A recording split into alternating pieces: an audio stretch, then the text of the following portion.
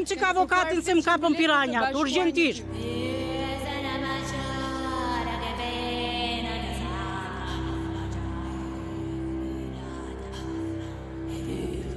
Prej vitesh piranjat janë përballur me njerëz që pretendojnë se kanë fuqi të ndryshojnë jetën.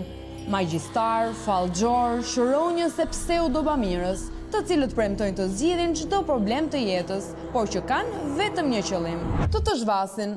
Recetat e tyre janë të ndryshme, por përfundimi shumë i ngjashëm, sidomos kur bëhet fjalë tek pagesa.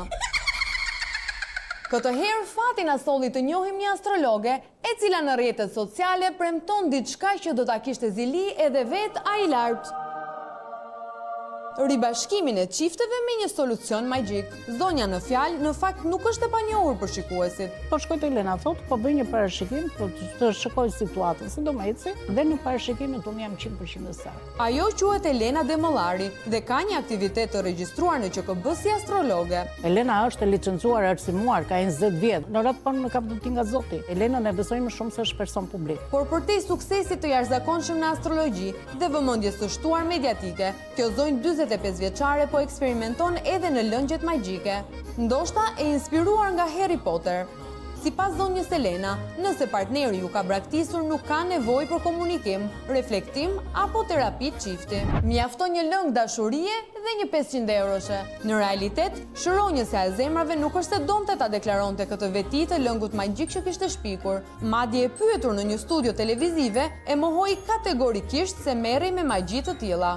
Kjo është bërë nga ChatGPT-ja, kjo është një gënjeshtër, një mashtrim. Deri më sot Elena Demollari nuk i ka shitur asnjëri solucion. Sidoqoftë, ne nuk është se ju besojmë të gjitha gjërave që thuhen përpara kamerave. Prandaj vendosëm ta kontaktojmë vetë astrologen e njohur, duke shprehur nevojën urgjente për një ribashkim në çift.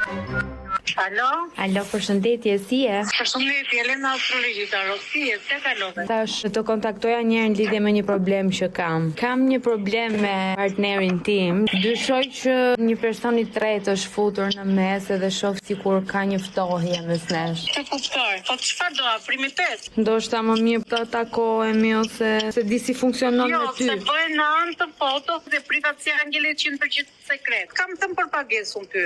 Direkte në temë, ka nip zonja astrologe, do paguaj taksat. Nuk kemi folur ende asnjë lloj detaj. Atyre për afrimitet, procesi kushton 500 euro dhe parashikimin e përfiton pala. 500 euro për të rikthyer dashurinë e humbur. Në fakt, nuk është ndonjë shumë e madhe. Dynjaja shkrim pasurinë për dashurinë. Do t'jap një emër të bësh pagesën, do të çosh foto pagesën dhe do të lej një orar për parashikim. Ti do foton time dhe të djalit. Foton tënde dhe të personit në fjalë, dhe unë nuk bëj lexim me Kurani, nuk bëj lexim me pilë, rituale me qiri, në shkritje plumbash. Ti çfarë bën? Punoj me gjeometri të shenjtë. E qartë që në nisje, zonja nuk është si sharlatanët e zakonshëm të TikTokut. Ka një tjetër nivel suksesi, me një metodë që na lidh direkt me atë.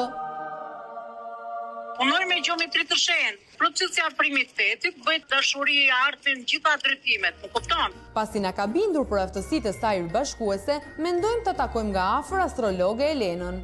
Ndaj komunikojmë sërish me të për të lënë një takim.